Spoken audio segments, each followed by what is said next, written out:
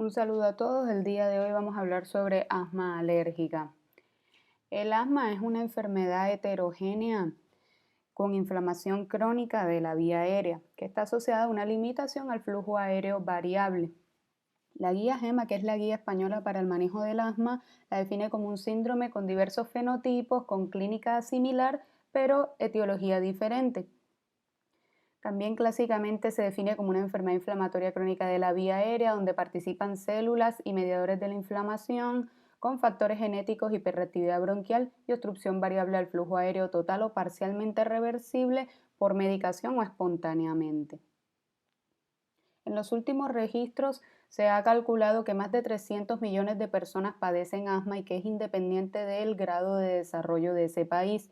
Lo que sí se ha visto es que las mayores tasas de mortalidad están en esos países que tienen bajos ingresos económicos. En la infancia es la enfermedad crónica más frecuente y que produce mayor ausentismo escolar.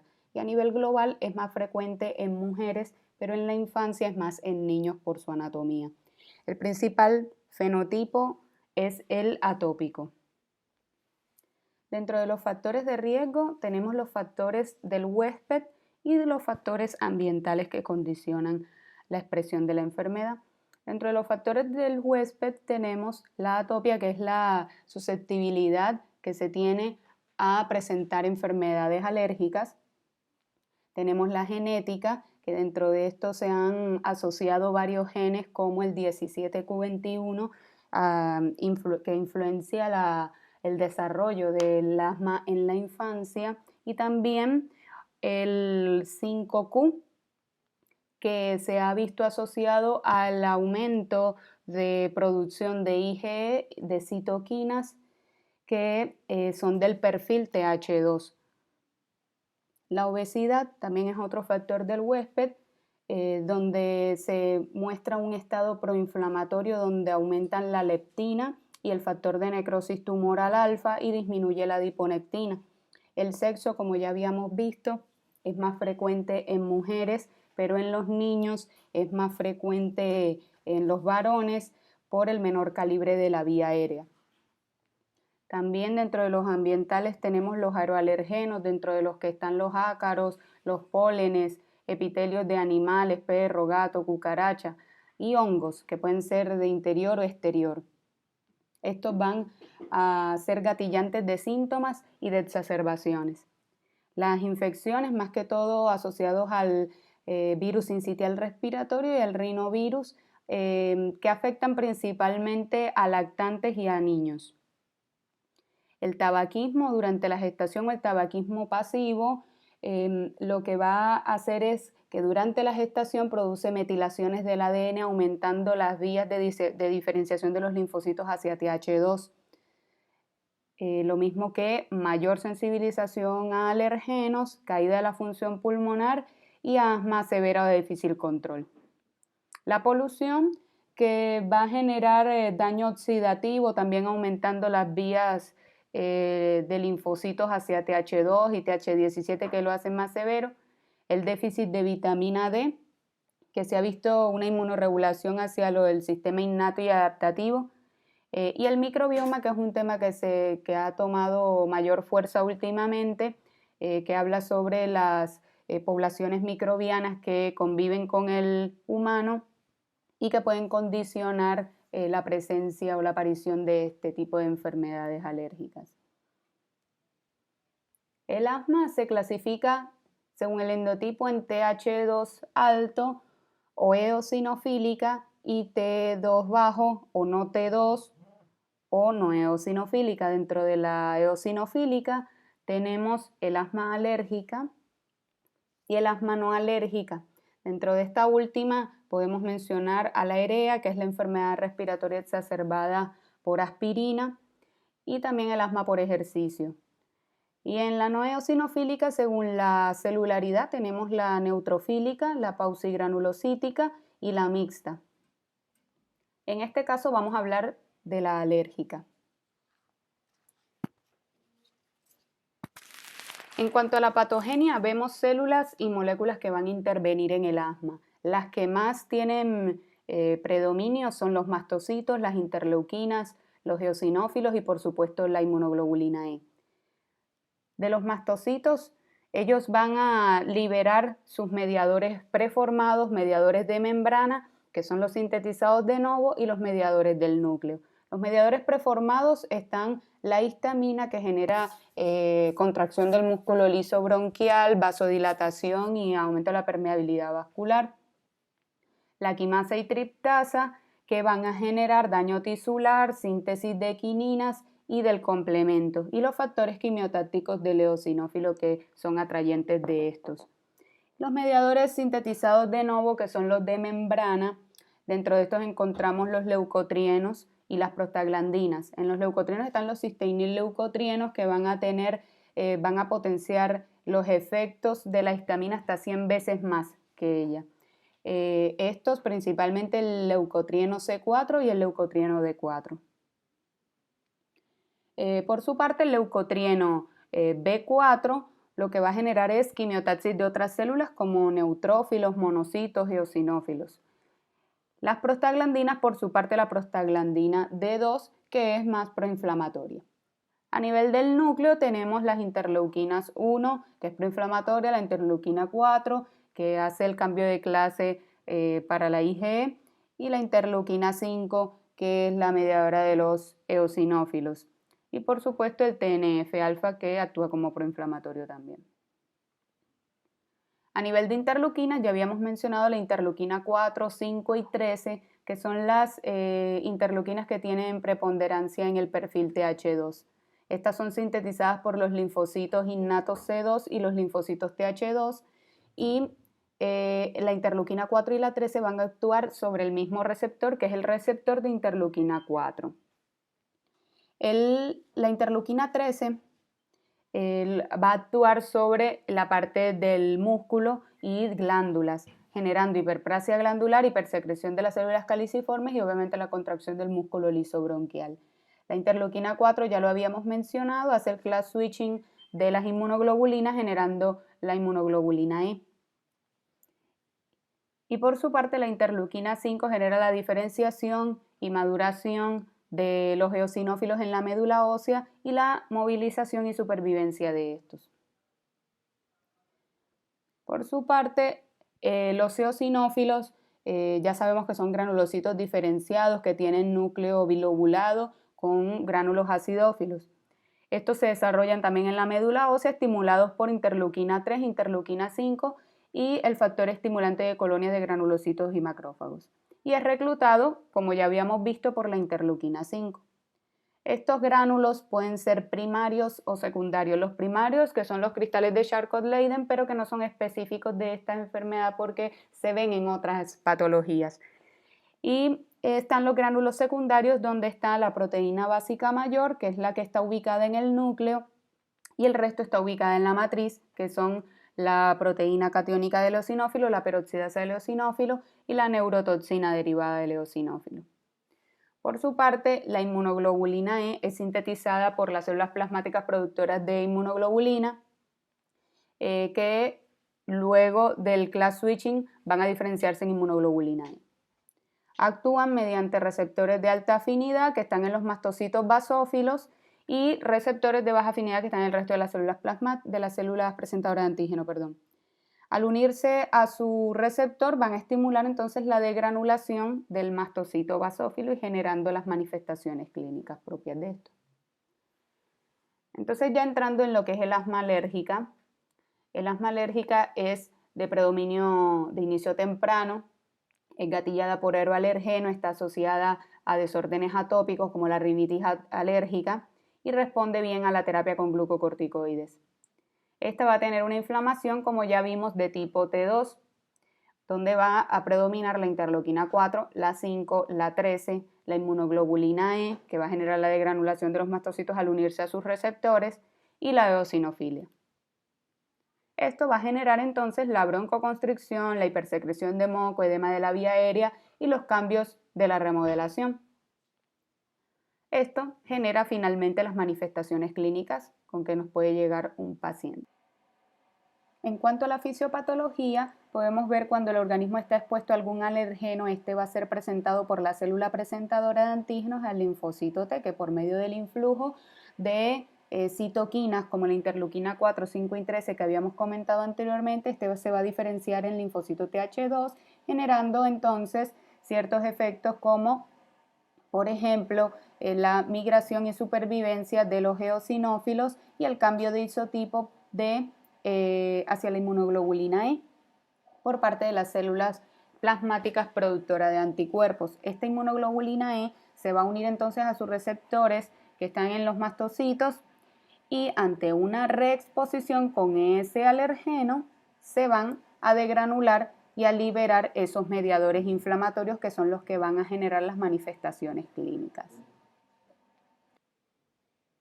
En cuanto al diagnóstico, es primordial hacer una buena historia clínica ante la sospecha de un paciente con asma. Va a presentar sintomatología compatible como sibilancias, disnea, tos o presión torácica. Debemos evaluar cuándo fue el inicio de los síntomas para establecer si hubo o no estacionalidad de estos. Ver los antecedentes del paciente, si tiene rinosinusitis crónica con o sin pólipos, rinitis, dermatitis, si tiene de pronto alguna intolerancia farmacológica como a los AINES o a la aspirina, que se pueda relacionar con la clínica, y la historia familiar de asma o atopia. En cuanto al examen físico, podemos encontrar un paciente con sibilancias a la auscultación o también obstrucción nasal y datos de eczema. Para el diagnóstico del asma se utiliza siempre la espirometría, que es lo que objetiva que tiene un componente obstructivo. Aquí primeramente vamos a evaluar la relación B1 capacidad vital forzada, que debe estar por debajo del límite inferior de la normalidad para ese paciente. Si está disminuida, entonces se considera que es un proceso obstructivo y procedemos a ver el nivel de B1 que tiene. Así podemos evaluar el grado de severidad de la obstrucción, que hay varias guías según la enfermedad que padezca, por ejemplo, las guías GOLD para EPOC y en este caso las guías ATS para el asma. Luego vemos la prueba broncodilatadora que nos va a establecer la reversibilidad con un cambio del B1 y de la capacidad vital forzada mayor del 12% y más de 200 mililitros respecto al valor basal. También podemos tener otro parámetro que es la variabilidad, que nos mostraría positividad si es mayor al 20% del pico flujo expiratorio máximo. Luego evaluamos el componente inflamatorio, donde encontraríamos eosinofilia más de 300, eosinófilos en esputo más de 3%, la IgE aumentada, la IgE total y eventualmente pues la IgE específica a cada alergeno y el prick test positivo, que serían las pruebas cutáneas, y la fracción expirada de óxido nítrico, que también está elevada y que no se ha establecido bien un valor para poder contabilizarla. En niños se ha visto mayor a 8 partes por billón y en adultos entre 25 y 40. En cuanto a las pruebas cutáneas, con ellas vamos a determinar si hay sensibilización a aeroalergenos que puedan influir en el fenotipo alérgico del asma o que por su parte desencadenen exacerbaciones. Esta se puede realizar a cualquier edad y con extractos estandarizados. El pool base es de ácaros, pólenes, hongos y epitelios de animales. Tiene una alta sensibilidad, un bajo costo y tiene la ventaja que podemos ver los resultados al cabo de media hora. Lo que sí es importante tener en cuenta es que debe haber concordancia entre el resultado de las pruebas cutáneas y la clínica del paciente, porque como vimos, solamente nos determinan que hay sensibilización, por eso debemos ver la relevancia clínica. En cuanto al control de síntomas, el control del asma se define como la disminución o la ausencia de los síntomas con el tratamiento. La guía GEMA establece el control actual y el riesgo futuro de exacerbaciones. El control actual está definido por si tiene síntomas diurnos, nocturnos, si tiene limitación en las actividades físicas, si tiene que utilizar medicación de rescate para las crisis y cómo está la función pulmonar en ese momento. Así podemos evaluar la manera de poder reducir el riesgo futuro de exacerbaciones. Este riesgo futuro se ve por medio de 3 pilares que son los eventos adversos, que son las exacerbaciones, las crisis, los efectos adversos del tratamiento y la función pulmonar. Dentro de estos eventos adversos o crisis, exacerbaciones del paciente, vamos a ver el riesgo aumentado de exacerbación, si ha tenido exacerbaciones fatales antes, si tiene un mal control de síntomas dado por un tratamiento inadecuado o porque tiene mala adherencia o realiza mala técnica o que tenga comorbilidades que no están tratadas en el momento, que está persistentemente con exposición ambiental, que tenga componentes de inflamación eosinofílica.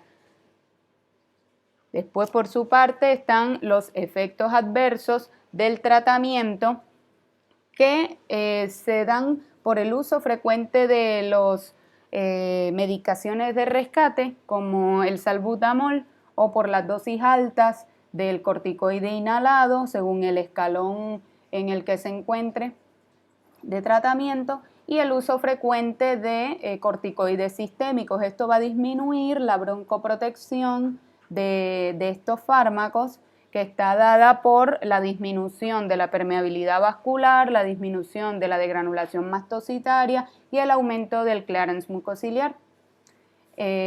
Finalmente están la parte de la función pulmonar, evaluando si hay obstrucción persistente por la falta de uso del corticoide inhalado por mucho tiempo, lo que favorece entonces el remodelado de la vía aérea o que esté expuesto frecuentemente a la parte ocupacional o ambiental, el tabaquismo, entre otros. Así entonces vemos los escalones de tratamiento que plantea GEMA, donde según la severidad se le va dando una cierta medicación y dosis. Algo importante que tiene esta guía es que hace importante hincapié en la educación, el control ambiental, el tratamiento de la rinitis y otras comorbilidades. Y según esto, entonces considerar el uso de la inmunoterapia con alergenos. También tenemos entonces en el escalón 6, cuando ya es un asma severa, que es un asma de difícil control, pero que ya tiene las comorbilidades reconocidas en tratamiento, evaluamos la adherencia y está bien, evaluamos la técnica y está bien, pero el paciente sigue no controlado, lo consideramos como asma severa y es cuando se va a fenotipificar y vemos qué tipo de medicación biológica podemos adicionar a la terapéutica actual del paciente. Dentro de esto tenemos el omalizumab, el mepolizumab, reslizumab, benralizumab y el dupilumab. En este caso sería el omalizumab para el asma alérgica. En cuanto al control ambiental, tenemos, por ejemplo, el cese tabáquico o evitar el tabaquismo pasivo, evitar también el vapeo y los cigarrillos electrónicos porque se ha visto que aumentan las exacerbaciones igualmente. Evitar la ingesta de AINES si estamos en el contexto de una EREA, una enfermedad respiratoria exacerbada por aspirina, y disminuir el nivel de exposición a alergenos específicos a los que esté sensibilizado el paciente. Por ejemplo, si es un asma laboral, entonces evitar el lugar de trabajo o cambiarlo de sitio laboral dependiendo de cuál sea el perfil de ese paciente por el asma laboral. O los epitelios, evitar, por ejemplo, el contacto con el animal que le está generando los síntomas. Y se ha visto que no hay eficacia en las medidas individuales como los acaricidas. En cuanto a la inmunoterapia, La inmunoterapia específica con extractos alergénicos está indicada en el asma alérgica bien controlada, es decir, que está en escalones 2 a 4 de GEMA con sensibilización mediada por IgE frente a algún aeroalergeno y clínicamente relevante, que fue lo que mencionamos anteriormente. También se puede indicar en asma y rinoconjuntivitis, que también esté sensibilizado a algún aeroalergeno, y se puede considerar en un asma moderada controlada porque reduce las exacerbaciones moderadas a graves. Estos van a ser obviamente con extractos caracterizados y estandarizados por vía subcutánea o sublingual, que tiene también una muy buena tolerancia. Esta medicación, esta terapia, la inmunoterapia, se mantiene sus efectos durante varios años, alrededor de 10 años, y disminuye el riesgo de desarrollar asma en pacientes que tienen rinitis alérgica, o también evita la aparición de nuevas sensibilizaciones en los que son monosensibles. En cuanto a biológicos, tenemos el omalizumab, que es un anticuerpo monoclonal que se une a la IgE libre y evitando también la proliferación de los receptores a largo plazo. Esta está indicada también en el asma grave no controlada alérgica por vía subcutánea. Se debe tener en cuenta para su indicación el nivel de IgE y el peso del paciente, ya que tenemos, si el paciente presenta menor de 30 unidades de IgE o más de 1300, no podríamos utilizarlo porque sale del rango terapéutico, lo mismo que con el peso. Si tiene menos de 20 kilos o más de 150 kilos, también salimos del rango terapéutico y no podríamos utilizar esta medicación. Tiene muy pocos efectos adversos y vienen en ampollas prellenadas de 150 miligramos. Esta terapia ha visto mejoras en los síntomas diarios, reduce las exacerbaciones y aumenta el control de la enfermedad. Como conclusiones, tenemos que es importante realizar una buena historia clínica para orientar el diagnóstico hacia una asma alérgica. En la evaluación del fenotipo alérgico vamos a incluir la IgE total, la IgE específica y las pruebas cutáneas para evaluar la sensibilidad de algún aeroalergeno. Evaluar periódicamente el control del asma para reducir el riesgo futuro de exacerbaciones. Los corticoides inhalados son el tratamiento de primera línea, pero la inmunoterapia es el único tratamiento que puede modificar el curso natural de la enfermedad alérgica. El omalizumab como terapia biológica está indicado en el asma severa alérgica en escalón 6 de Gina y es prioritario para el control de la enfermedad, la educación al paciente y el control ambiental. Con esto finalizamos asma alérgica.